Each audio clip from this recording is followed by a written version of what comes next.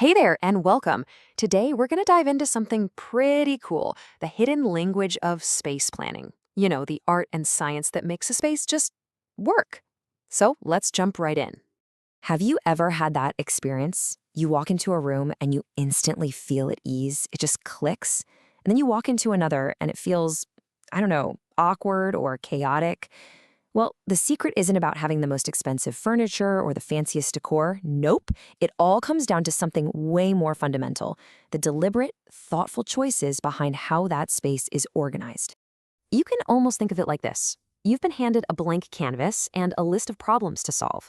Space planning is that creative process of arranging everything to meet a very specific set of needs. It's a balancing act, really, to create a place that isn't just nice to look at, but that's truly deeply functional for the people using it. All right, so let's dig in a little deeper, because we're not just talking about arranging rooms here. We're talking about designing experiences. So what are the key things that make a space truly work? Well, it boils down to this. It is all about designing for people. A kitchen needs to be a dream to cook in. An office has to help you focus. A living room should practically invite you to kick back and relax. The real challenge is figuring out how we're actually going to live and interact with our environment. Okay, to make all this a bit more real, let's work through a case study. Let's imagine a couple, and they're moving into a small apartment.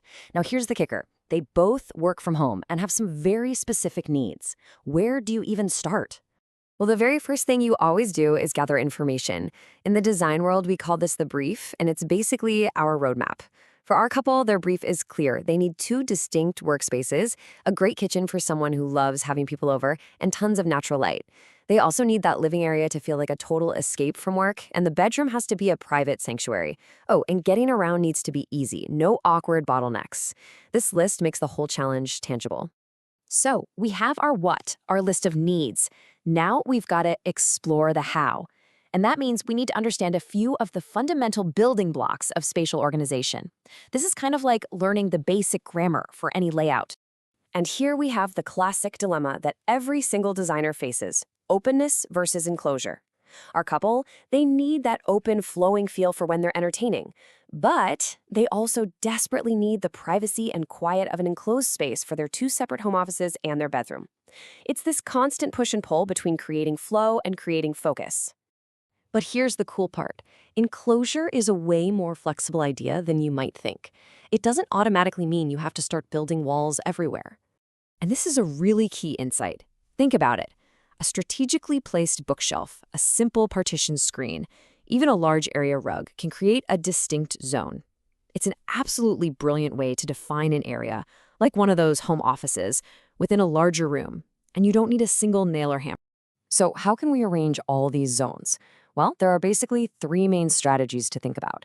If the apartment is long and skinny, a linear approach might work best, with spaces flowing one after the other. Or you could try a clustered approach, grouping things that go together, like the kitchen and dining area. Then there's the centralized plan, where one main space, like a big living room, acts as the hub that everything else connects to. Okay, now for my favorite part. This is where we turn that list of words, that brief, into an actual visual plan. We're going from something abstract to the first real glimpse of a layout. And we start with a tool called a bubble diagram.